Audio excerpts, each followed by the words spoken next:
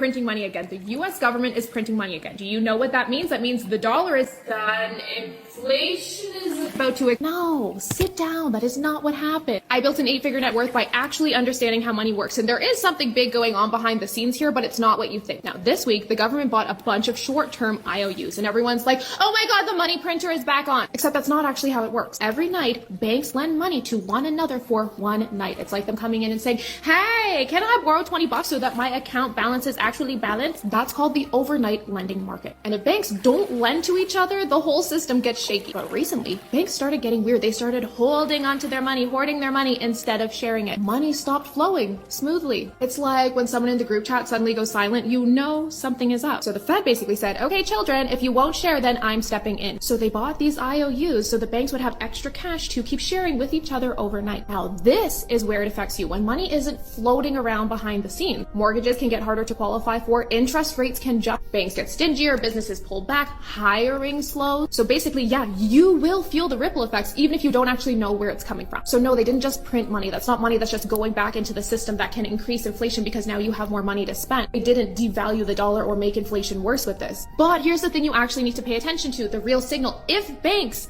stop lending to each other, they stop trusting each other enough to give each other money overnight, that means something under the surface is starting to strain. And wealthy people, we watch that like a heartbeat. Now, if you want part 2, like what this actually means for your money, what this means for your investments, I need you to follow along because the real story here isn't that they bought these IOUs, it's why they had to.